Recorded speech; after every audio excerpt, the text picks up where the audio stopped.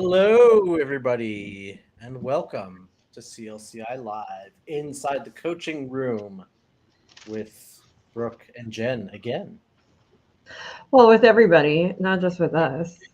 You guys are the main stars of the show for today, though.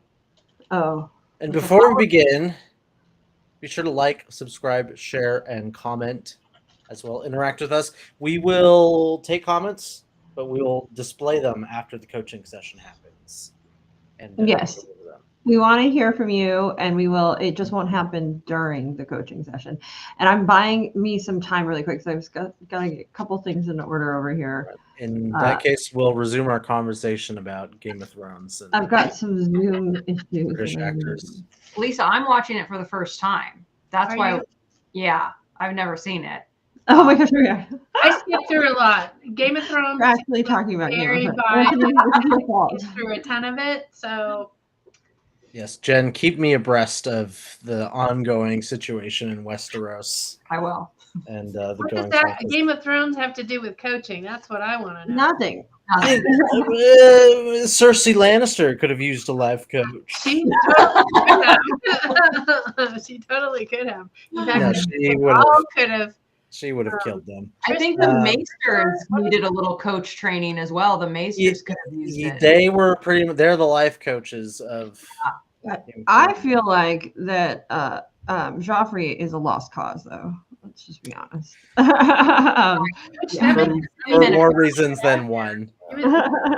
you believe his character. He's a really good actor. Yeah, apparently he's never played any other role since then. Yeah. Yeah, Oh, I wow. can't imagine him as anything else. Like Maybe he that's- should transition to life coaching then. We've had some actors who have gone We life have. coach. Okay, we can't. So, With actors and football We can't. players, I'm not naming names. I'm just saying we have. They're out football there. players, and football And I players' will. spouses. I'll drop their IMBDs in the comments. Did we remind everybody to like and share and subscribe? Yep. Yeah. I was buying time for you, Brooke. And then Jerome, do we have or not Jerome? Yes, and Jerome, we're going to share this out to alumni and everything at the same time. Okay, Ready to go. awesome. And while we're coaching, everybody's going to go away and be quiet. And then when we get done, we'll bring everybody back in. And See you guys in roughly 30-ish minutes. this is a follow-up session. Yep. Yeah. All right, everybody's going away. All right, bye, everybody. You want us to go away now? I guess so. Yeah, bye. Okay. Before we start, how is my volume? It's good. You sound good. Yeah. Okay. And yeah, is there anything that you need before we get started? No, I feel good. And you can hear me and see me okay? Sounds Awesome. good. All right. Well, we will get going. So hi, Jen. Hello. How are you? Doing good. Doing good. It is our second session, and I want to just check in with you briefly about how we did over the last couple weeks since I saw you last. So I was actually able to follow through with what I planned, and it went really well. It was very hard, and had I not had support from my husband and my brother, I literally had to like hold items and say, okay, this is something, it's unopened, but it expired in 2020. And they'd be like, get rid of it. So like I had to have assistance to get rid of stuff, but it worked really, really well. And I did go over in my time, which I had predicted was going to be an obstacle. But I made a conscious decision to extend my time only by like 30 minutes just to finish because I really wanted to finish. So I finished cleaning out my pantry, and it has been so luxurious, and just every time I open it, I'm just happy and I'm just proud of myself, and I love how it feels. And this is what I predicted too, is that I was going to love how it feels, and then I was going to hopefully want to do it again. And that's definitely what I want to discuss today. Wonderful. Okay. So it went well. Glad you had support in that from your brother and husband. And it sounds like you showed yourself a little grace for needing to extend that time. And that leads us into what you would like to work on today. Yeah. So what's interesting is since it happened, I think, shocked, but also not shocked. Like shocked, oh my God, I did it. But then not shocked, like, yeah, of course you did it. You had a really strong plan and you had support. Of course you can do it when you have a strong plan and support. But then there's this part of me that since then has kind of been like taunting me, like, you really want to do that again? That was rough. I don't know if you can handle that. Do you really want to keep going? And I don't know, maybe that was a one-time thing. Maybe you can't really do that again. And so what I'm realizing is I think there is something deeper here in terms of like my identity. And so I haven't obviously flushed this out at all. That's what I want to do in this session. But, you know, if you remember, I said, I'm someone who can function either way. And so I've been thinking about that as like, I've been claiming that as my identity. And I do not know if that's actually helpful for me to shift into being someone who is more organized and who is more on top of things with cleaning and, you know, purging items that don't need to be in the house anymore. I wonder about the identity piece and how it's actually impacting me. When we're talking about this identity piece, what does this mean to you? It just means that I think that me identifying as someone who can function either way may not actually serve the evolution that I'm wanting. So I'm thinking that the identity piece, you're asking about meaning, and I'm using the word thinking. I'm noticing that I don't really know, other than I think that there is a connection, and I would like to explore it, because in things I've done in the past where I've changed and evolved, there's always been an identity shift into I'm someone who, and then I take on the new identity before I actually engage in that behavior. So I have to think it before I actually do it. So that, I think, is what it means to me, is that I have to think it before I do it according to the way I am. And I think that might be a part of becoming more clean and organized and keeping up with it. So I'm going to reflect back to you, and I want you to tell me if this is correct, what I'm hearing. So what I'm hearing you say is, in order for you to adjust your behavior, you need to first sort of assume a new identity. And so you have this old identity of the person that can live either way, messy or organized. And in order for you to become the person who is organized, you have to first embrace that identity of the organized person. Yes. And bring it on. Yeah. Yes, that is exactly what I'm saying. In fact, in hearing you reflect it back, it brings up this other piece where me claiming the identity of I'm someone who can function either way, actually it's feeling like I'm settling. It's feeling like I'm not giving myself everything I want, that I'm just settling. And I don't like how that feels. Yeah, when you say settling, there's like kind of if I'm just gonna make that face back at you. So with that, what does that face mean? What does that feeling of settling mean? Yeah. So settling to me represents like an unwillingness to do what it takes to grow, to do what it takes to be who I want to be. It represents the easy way out, right? I'm settling. so I can function either way. Great. But I don't want to function either way. I would actually prefer it if I held myself to higher standards and said, hey, no, you cannot function until you get your space under control. I want that for myself. So when you aren't settling, what are you doing?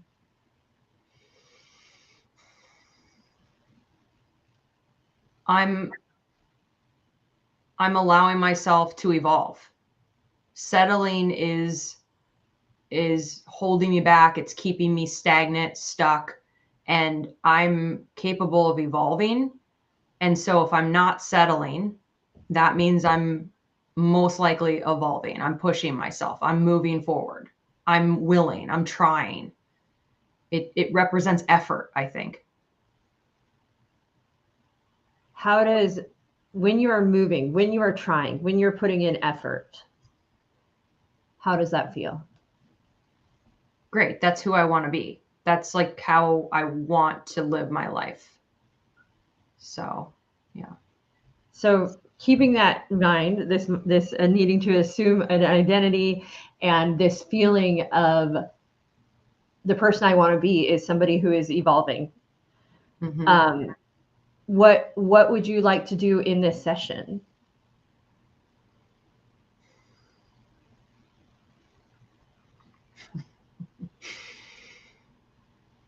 Well, I would just like to talk about it and not have a session outcome. I would really just like the space to explore this. And I think ultimately what I'm looking for is a new key piece of awareness. Like there's a piece of the puzzle that's there. I feel it. I just don't see it. And so at the end of this conversation, I want to be able to see that piece of the puzzle that I feel is there. So if we were to set a measurement for success, would that measurement for success is being able to see that piece of the puzzle you can't see anymore? Yes. The piece of the puzzle that I can't see but can feel. So in the space of this session, we're going to explore this new identity, this Jen who wants to evolve, so that we can learn about this missing puzzle piece that you can feel, but you can't see. And once we uncover that, we'll feel as though we have been successful. Yes. Yes. Yes, that works. Okay. Are you sure? Yeah, Okay. I'm sure. I'm like worried that it's too abstract, but it makes sense to me. So. All right. Well, what's our first step in our exploration? God, that's a hard question. So I think starting maybe with the statement, I'm someone who, and just identifying who I want to be, because I haven't really given that thought other than, well, I want to be clean and organized, but I think that needs a little bit more nuance.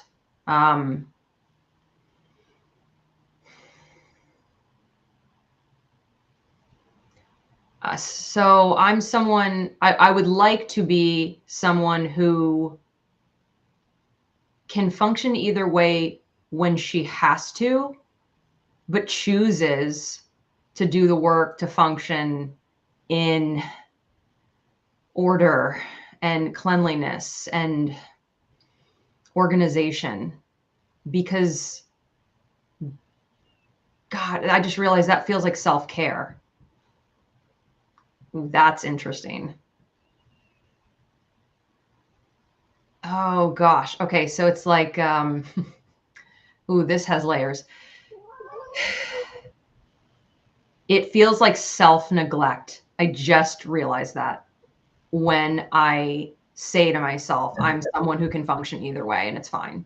It feels like I'm neglecting a deeper need, a bigger need.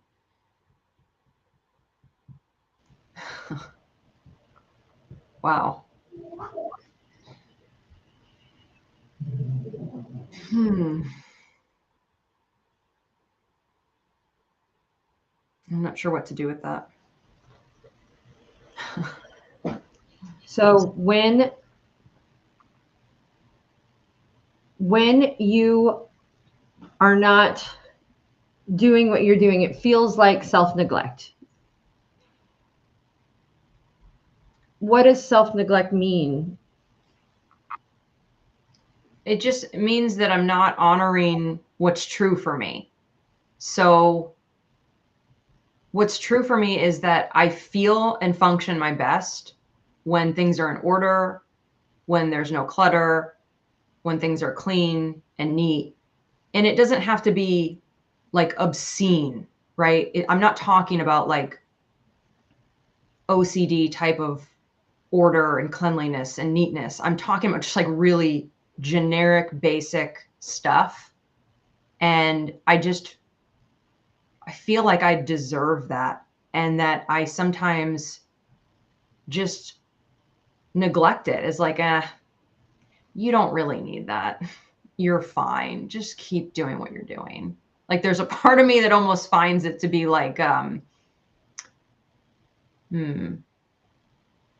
like privileged or something, like, oh, I'm so privileged if I have the ability to focus on that, when there's so many bigger things in life. Like there's so many deeper things and so many harder things. And it's like, yeah, so there's a part that's judging pretty harshly. And yet that part is not serving me, because that part is actually holding me back from seeing it through. That's what's missing. I don't even remember what you asked me, but I don't think it matters at this point, because this is now me realizing that I've never fully seen this through. I've only ever just cleaned and organized one thing and then gotten like freaked out and overwhelmed and scared. And it's like, oh no, you can't keep doing that. That's too much. That's too hard. That took too much effort. Like you should be spending your time on different things. And so I've never, like, I don't know what life feels like. The only time I know what life feels like to be fully like clean and organized and clutter free is like when I first moved into a space, whether it's an apartment or a house. It's like, it's empty. And after that, I don't know. It never, ever catches up. I never get back to neutral. And not that it needs to be empty. Obviously, that doesn't make any sense. But that whatever has been brought into the space is clean and organized and functions the way my nice pantry is functioning. My pantry is functioning so well. It feels so good. I want that in so many other areas of my life. And I just feel like, come on, like, I'm in my 40s. I deserve this. Like, I have lived in chaos for many, many years. It's funny because I'm seeing these kind of two different energies in you coming up right now as you're sharing. And please correct me if I'm wrong, but there is this energy coming from you that is when you talk about the pantry and the success of the pantry, where it feels like joy. It feels like joy. It feels like self-care. It feels like this is what I want and this is where I want to be. And then you have another energy that's coming up, and it's that judging energy that you've talked about. That judging energy that is, as you've mentioned, sort of not allowing you to keep going on this path. Mm-hmm. So what is that judging energy doing for you? God, it's like it's trying to protect me from like too much is what's coming up for me. It's like trying to protect me from it being too much. Oh, this is interesting. It might have been too much at some point in my life, and there may have been a message, whether it's from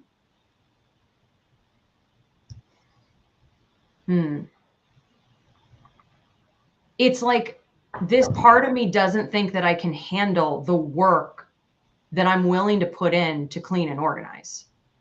The effort that I'm willing to put in to clean and organize, the strategizing that I'm willing to put in, everything that I did to clean the pantry, this part of me is like worried that that's too much for me. That is so interesting. That's definitely coming from a much different place in my life. It's like it's not even relevant anymore. Too much. It's not too much. I just did it. It was fine. I mean, yeah, it was hard, but I can handle it. That part of me doesn't know that I've evolved. That's what it is.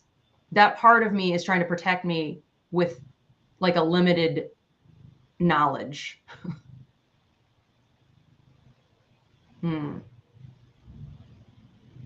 That's really interesting. That part of me just needs a different thing to focus on. Like I don't need it to worry because I want the joy that cleaning and organizing brought me. It was so worth the effort. It was so worth it. So you have one side of you that is protecting you from the effort and the work. And you have another side of you that's saying it was so worth the effort and the work.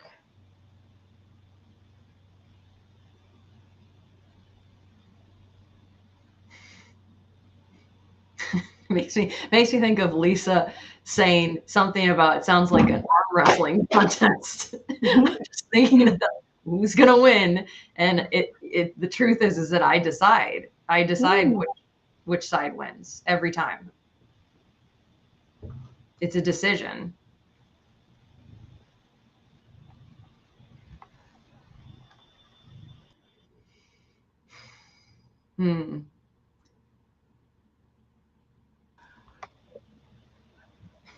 I don't know where to go with this.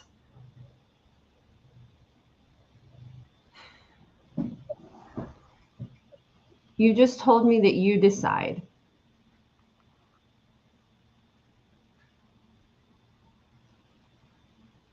What do you want to decide?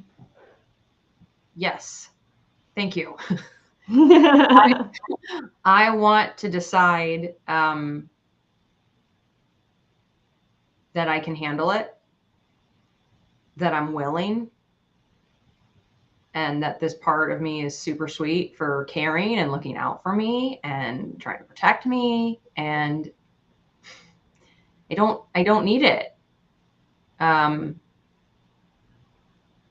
don't need it. I don't need to be protected. I know what I want. I know what I want to experience. And I want to decide to give myself that. I want that for myself. And I want to claim that. I want to take that. I do not want to sit around and just live in this house, which I love this house. I love this house so much. I don't love the way I live in it. I want to align loving this house with loving the way I live in it. That's what I want to decide. Is that I'm worthy of that.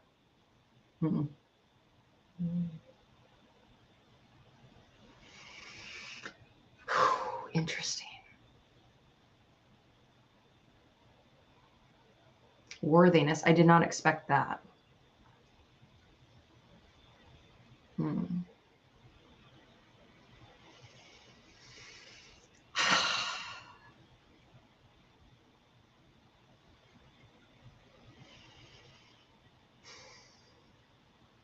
Yeah, I can accept that. I can accept that I'm worthy of living the way I want to live in this house that I love. I want to experience loving the way that I live in this house. And if I don't do that, I will regret it. I know that for a fact. 100%. That's important. That's really important because that's how I operate a lot of times. Is I call it playing the tape out. It's like probably a dated reference at this point. But like, if we play this all the way through, how am I going to feel when we move from this house one day and I never lived in it the way I could have lived in it? Oh, God. That would make me so, like, I would not be happy. And I think that it does require sacrifice of my time and some things, you know, that feel leisurely. It does require sacrifice and commitment, but it will be worth it. I 100% know that, and I won't regret it. Yeah, I really want this for myself, and I'm worthy of it, and I deserve it. Wow, it's crazy.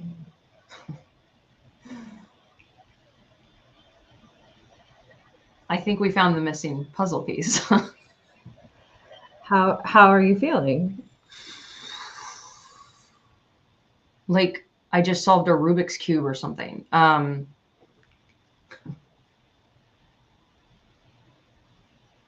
Yeah, that's it. I mean, we just figured it out.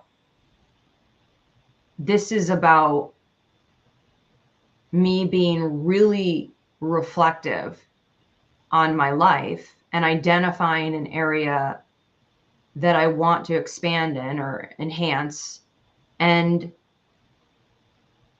then recognizing that I deserve that expansion and that enhancement. I didn't realize that worthiness was tied to it. And now I see, like, oh, that totally makes sense. This is the nicest house you've ever lived in. It makes sense that I haven't evolved yet, because I'm still living in this house the way I lived in every other place I've lived in, which is kind of like, it's only temporary. It's not a big deal. I can, you know, live however I want. And I don't feel that that's not how I feel at all in this house anymore. Like, this is a long-term house for sure. And I'm still treating it like it's a short-term house. Oh, that makes so much sense. I feel relief. I feel like I just understand this so much better now. And when I understand, the judgment just softens.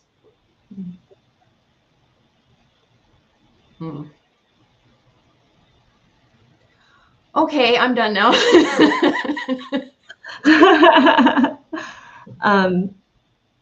I'm just going to reflect back a few things, and you can take or leave whatever. Maybe it helps remind you. When we started, we kind of talked about this idea, this concept of identity, and having to assume an identity in order to progress forward, and wanting to explore and find this missing piece, so that you could identify as somebody who wanted to be organized. And what I saw happen through this journey is that you identified that you need to be somebody that is worthy of the life, the house, the organization that you want. And that when you believe that you are worthy of it, you're able to let go of that judgment and that fear of it that is preventing you from becoming that person that is worthy. Yeah, I literally think what you just said there, be worthy, that's what it is for me. The difference between thinking I'm worthy, feeling worthy, and being worthy. Being worthy means I take action. And that's exactly what it is. I get to be worthy of living the way I want to live in this house that I love. I get to be worthy of that. oh my God, that's like, it's simplified. I just get to go do that now. And I know what that looks like because I've already done it. I've already executed it. So just get to go be that. Oh, that's so exciting. Definite energy shift, right? Oh my gosh. Yeah, this is fascinating. I did not expect any of this. I knew there was something big, but I just couldn't see. It was like Anthony said last week, it was like just all murky, and what was it, like the ocean floor had risen up? Yeah, and we've just cleared it out. Like it's crystal clear now. It's like, oh, okay, Jen, just go be worthy of what you want. I said like a bunch of silt came up. Thank you. Oh, thank you. So, yeah, no, so still, whatever the word is gone. It's gone. It's evaporated. do we have any challenges in this space that you want to address moving forward?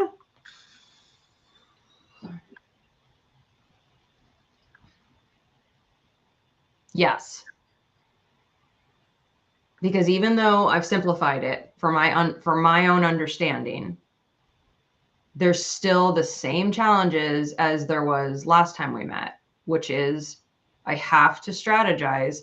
I have to set what I'm doing, the time limit, and then I have to have the support.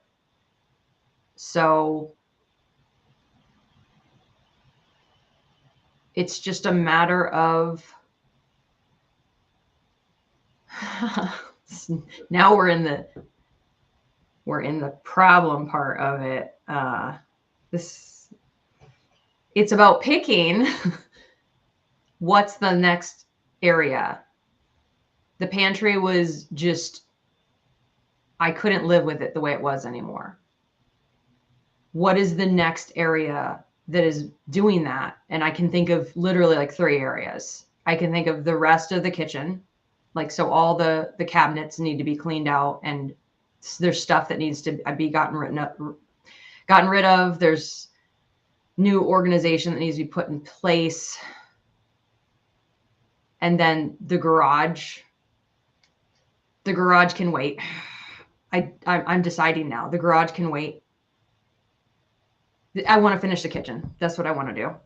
I want to finish the kitchen before I go anywhere else. Why would I clean the pantry and leave the rest of the kitchen? No, that's what I'm doing.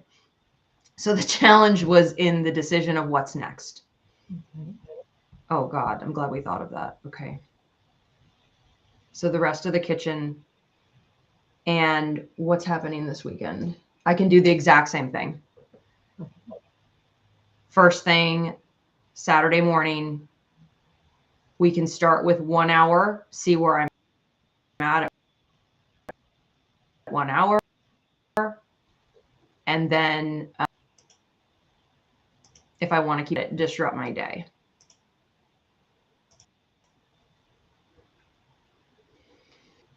And one of the big pieces in this is accountability, right? At least it was before. Mm-hmm. Do we still need Yes. that same accountability in place? Yes. So I still need to follow the exact same system. I need to tell my husband tonight, and I need to remind him again Friday night. And yeah, and then when I do it, I just need to set the timer and announce I'm doing this. And that's it. Yeah. Yeah, it's the exact same system. That's the beauty of it, is that I already have the system. So I know exactly what I need to do. Does anything in this feel incomplete?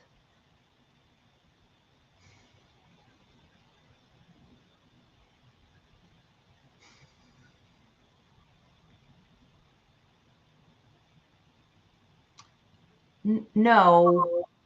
And I guess I do want to express this, like, the reality of this issue for me, keeping it to myself and not utilizing coaching it's it's like night and day what has happened in being willing to talk about this. And I think it's a reminder for me that when I'm stuck in something, if I'm on a hamster wheel and I am working and trying, but I'm going nowhere, that I have got to talk.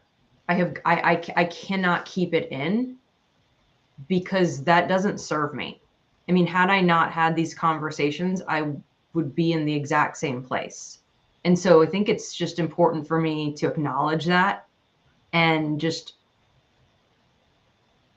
remind myself that it's okay that I need to talk and be coached. Like, there's nothing wrong with me, that sometimes I need a coaching conversation and that I can really benefit from it. Yeah, I don't think that's ever going to change. And there's nothing wrong with that. Thank God I have access to coaching conversations. Yeah, that's important for me to acknowledge, that keeping things in is reinforcing whatever the struggle is, and talking about it is, for me, the best course of action. Yeah. How did acknowledging that make you feel?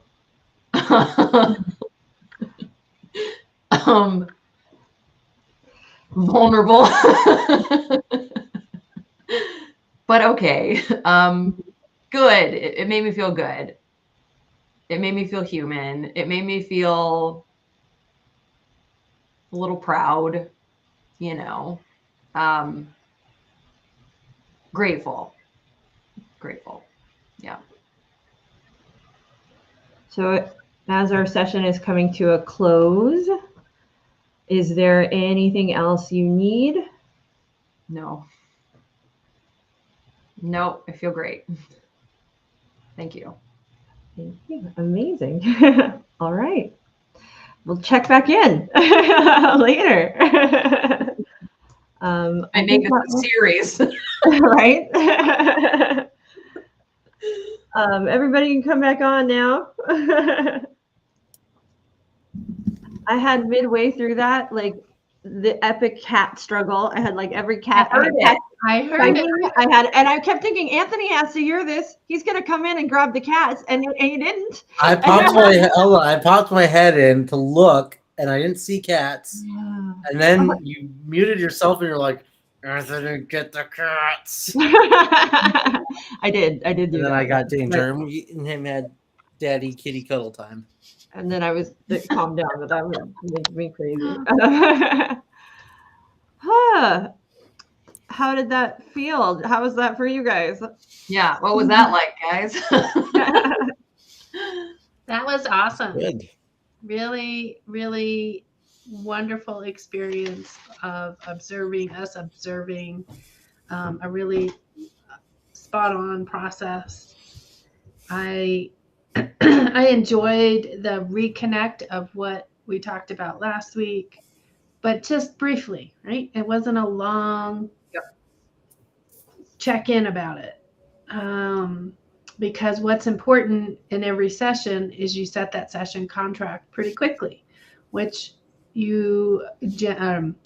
Brooke asked into. What are we talking about? Really close to just that check-in.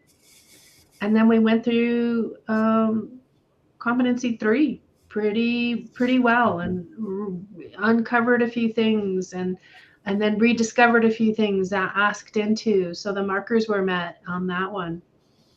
Asked into details and basically definitions, if you will, to get an understanding of what your thoughts were around certain word choices that you made. Asking into physical actions and reactions that Jen was having. It was funny because there were several times where, like, she was going through a journey and I wanted to ask something, but I didn't think. I held back, and then she would get to the place I was about to ask her. She would just got there on her own. So I didn't have to ask. She just took herself there anyways. And I was like, okay, cool. I don't have to bring that. This for me felt like a really reflective session. Like, I did a lot of reflecting in this session.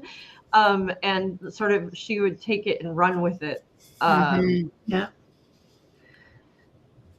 What's The reflecting I thought was insightful with the way and how you chose the words around it.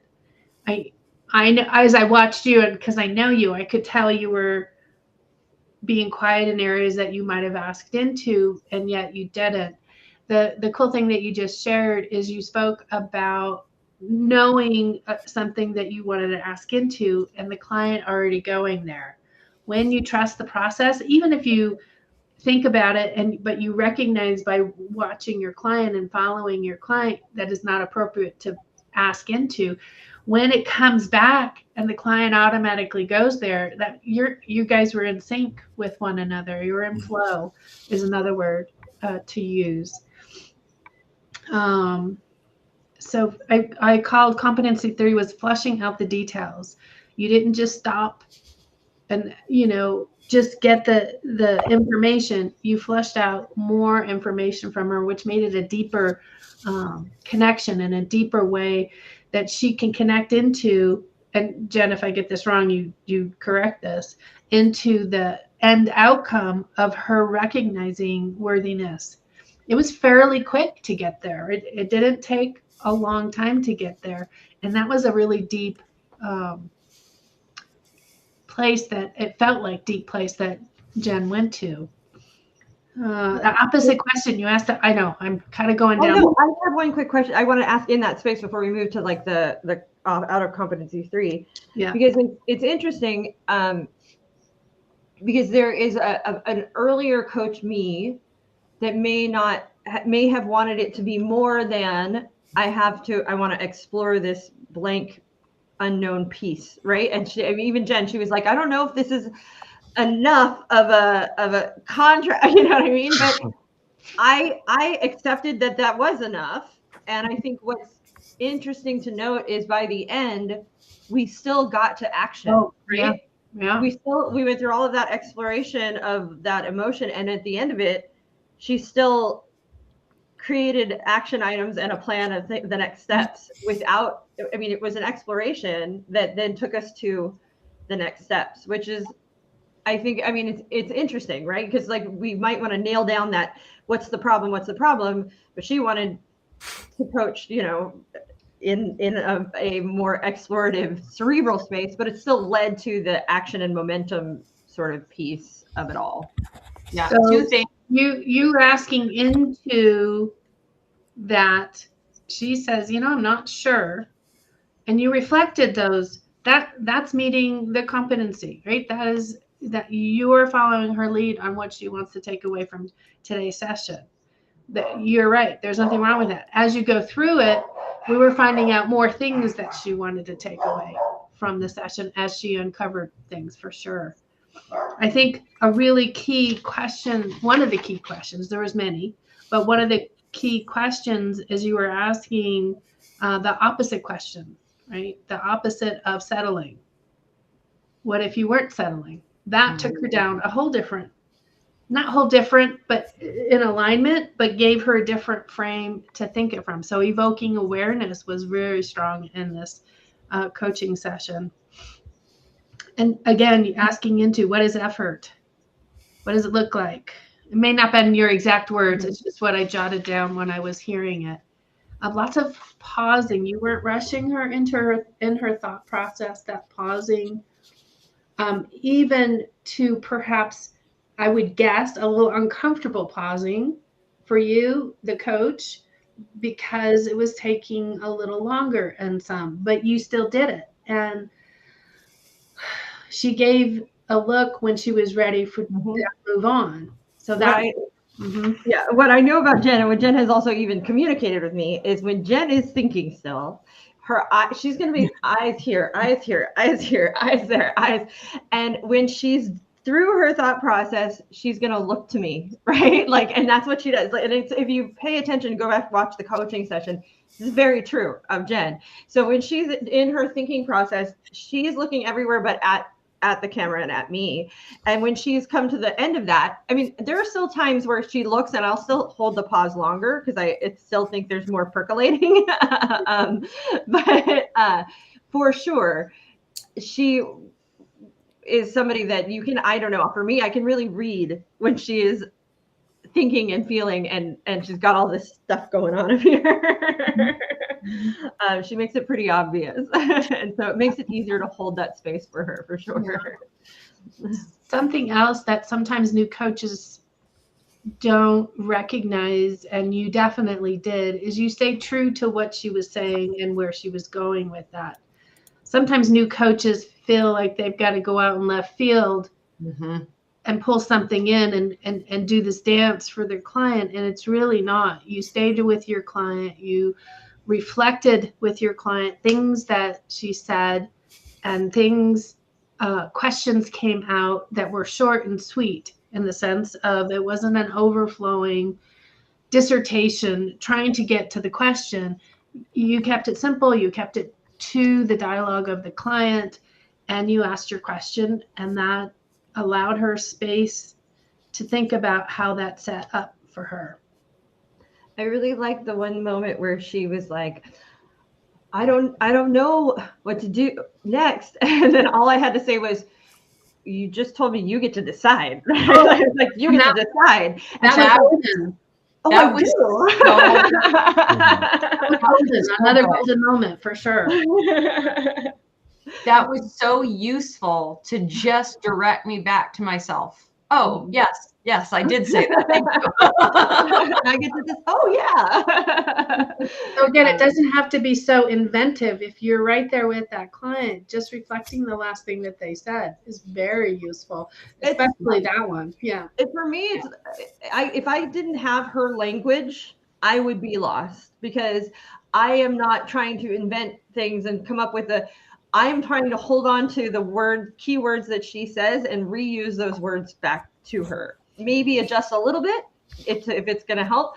But that Jen is like writing the script for me as a coach, right? And so moments earlier, she had talked about being able to decide. So I use the same word and I say it back to her. And that's also why I brought back the word identity later. And for me, they're kind of like anchor point words that I think that the client puts out there.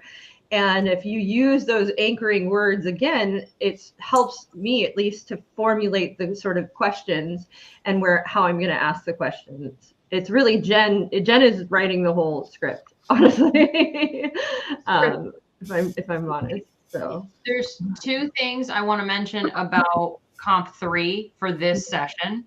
So had you not accepted the puzzle piece that I wanted to see that I couldn't see, that would have made me feel potentially like I needed to say something to please you, to make you understand. So the fact that you accepted it was such a relief to me. I was like, okay, great. Because like, I know what it means to me. I can't really explain it, but we're going to get there if you just, let me go. And you did. So that felt really good. I think that was a people pleasing moment where you were like, I don't know if this is good enough. Right. Yeah. You were having like the people pleaser come up. And by being me, just saying, allowing it to be what it is, you didn't have to people please. Yeah. Yeah. And also I do think potentially had you said, and what will being able to see that puzzle piece do for you, that would have been fine. That would have worked. So I loved what you did. And I realized, there could have been something else there. Yeah. Yeah. Absolutely. No, that makes sense for sure. Way. I think to explore in that more might not have done you service, only because you didn't really have a tangible what that puzzle piece was. Right. So yeah, I totally get that. And I wanted to comment on what you shared about the coach, Brooke. She trusted you. She didn't need to challenge you in that beginning phase, in that beginning moment. What's that puzzle piece? How's it going to serve you? What's it going to do for you? What's, the 20 question game? That would have been too much, I think, in that moment. I think that one of the reasons I didn't ask either is because we had already identified this concept of assuming a new identity so that she could become the person that is capable of organizing and wanting to and having to assume that identity. So in my mind, she had already answered that. You had already answered that question. You had said, well, this is what it's going to do for me. I'm going to become this person. I'm going to organize, and that's going to feel great. And so it was like, okay, in this session, how do we do that? How do we become that person? And so that's kind of, I think, why I didn't do a deeper exploration, because in my mind, she'd already answered that. I just in a different order, essentially, right? Not in the strategic order, but not to say that I couldn't have, right? I could have still asked into that in that moment too. Yeah. And the fact that you use the anchor word of identity, even though I maybe didn't say like a new identity statement, it is in my mind, and I'm already like excited about it because I didn't know worthiness was tied to it. So now that I understand that, the identity statement will be much more appropriate, because now I understand it has to be aligned with, like, I'm worthy of this. Yes, I can function either way, but I'm worthy of functioning the way I want to, and I'm willing to put in the work, and that's who I am. Like, that's different. So I think that I'm pointing that out because I want to showcase that what happens in the session and then what happens after the session is just as powerful. Like, what will take place for me post session is going to be impactful as well without being in the session. Probably much more impactful, honestly, because you get all the action and the benefits and the real life. Like, there's a lot there to live it instead of just talk about it. Yeah. At the end, I have a question as a coach. At the end, I realized there was a moment where, because she had talked about the accountability piece being very important in it, right? And so I'm buttoning up comp 8, right? And so she said, okay, I'm going to do this. We're going to do the kitchen. It's going to be an hour. It's going to be an hour and a half. It's going to be and she hadn't brought up the part about accountability, needing the accountability. And so I offered it to her. I just said, oh, and there's the part about needing accountability too. And then when I said that, I was like, oh, shoot, should that have been a question? Like, almost immediately. I was like, but then we took it and ran with it. Yeah, but that's what I'm wondering is, like, should I said it because she had already mentioned earlier that it was important. Yeah. So I just said it back to her again. But it was kind of, to me, oh, shoot, is that on the line of being suggestive? Is that on the line of like pushing it onto her instead of asking about it? I don't think so. I didn't really notice that there was an issue with it in that moment. I think I felt like it started out that way, but I don't think it flowed that way. So I think I softened halfway through. I was like, yeah, I think I noticed. There was like an internal panic moment where I was like, right? Adjust the language, soften it right now. Yeah, I noticed that adjustment, and it's a really, really talented coach that catches themselves and makes that adjustment. So I did notice the start of it, but then as you went on, it was her words, and so I thought it was fine. I didn't have any issue with it. In fact, I appreciated it because it felt like we were really in a thought partnership, and you were bringing in something that I was forgetting. And so I was like, yes. Okay, good. All right. Which is what I had hoped. Like, yeah. And I could get that question because, again, and as I go to new coaches, they frame the language to try to be, I don't know what they're trying to be. I mean, I can imagine what I was trying to be is to be right there with my client and trying to help my client and all of that. But sometimes that language gets too forceful and too owned by the coach, I guess, is another way of looking at it. But I didn't feel that way with the way you evolved it. And I think as we're talking it through, one of the big differentiations is there's a difference between me reflecting back something Jen has already shared with me and putting that in there as a reminder versus me as a coach coming up with something out of left field and suggesting it in that frame of accountability. And that, I think that is maybe where that differentiation comes in. Sure. Anthony and Jerome, you're very quiet. Yeah, we want to hear from you, please. Yeah. Well, go ahead, cool. Anthony. I was about to say it's 3:59, so I'll just say it was a good session. Thanks, Anthony. I want to point out that we did allude to it a little bit, but we're beating around the bush about it. You guys have great rapport, and I kind of just want to bring that in and talk about the importance of that and how powerful it can be in a session. So just want to point that out. We need to coach a stranger on the live. See how that goes. We need someone we've never seen, never met, who's not never taken our classes, and just go to town. I think it would be surprising. But I think in most like real world spaces, maybe that's not true. That's a big paintbrush to brush with. But in spaces where I'm a coach advertising for myself, you're gonna get probably clients that you rapport well with because they're going to be attracted to you and who you are. If we're talking more in a space where we're corporate coaching and you're going to get God knows who's walking through the door and what mood they're in and what kind of, then yes. If they even want to coach with you, if they're being forced to. And a lot more exploration and trust and things that have to be built. But Jen and I have coached each other back and forth a lot. And we have great rapport. I love when she coaches me and vice versa. There was a moment where you just kind of reflected her face back to her. You didn't even say anything. I did, yeah. And I was like, there's no way to write this out on a call. I was like, yeah, you did this. She found the question in it. So I did very much reflect your face back at her. Because I was such a good example to people of like, you don't have to name that. You don't have to label that. You just have to say, hey, I'm noticing that you did something with your face. That you did this.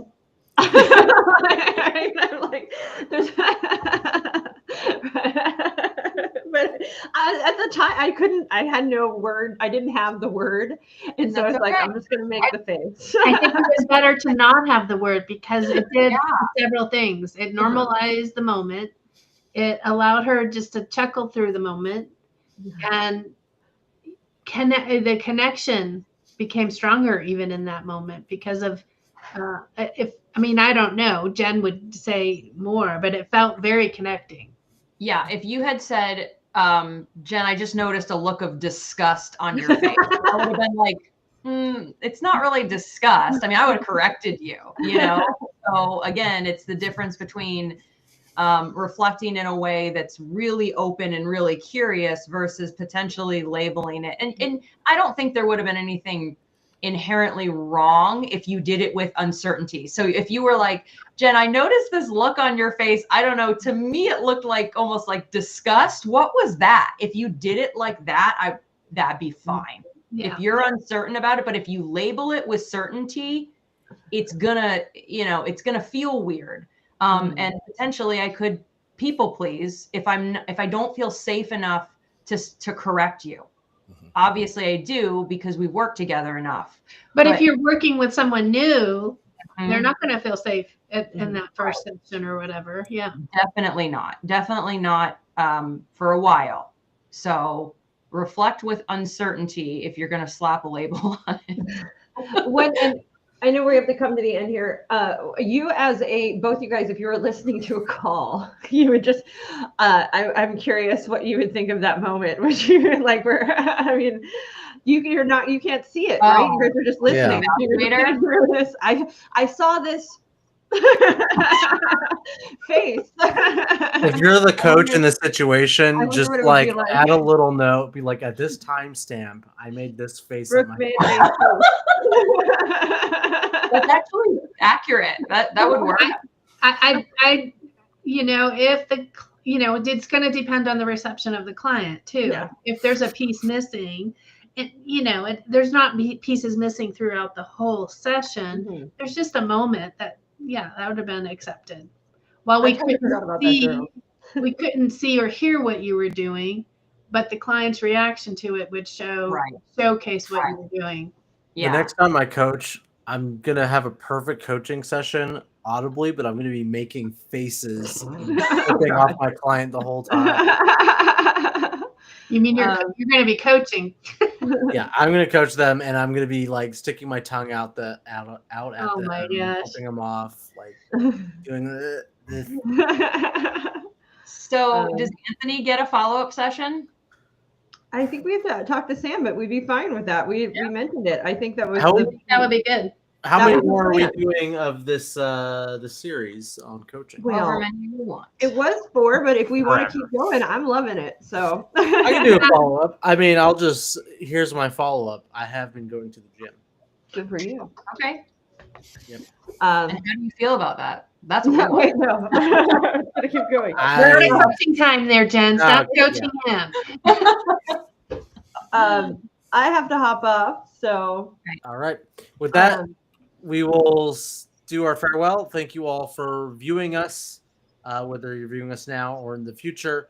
Be sure to like, subscribe, share, and comment. And if you want to coach almost as good as Brooke did, take our Coaching 101 and 102 class. And mentoring. And then performance evaluation, and then Oh my goodness. hours with clients, and then you'll be as good as Brooke.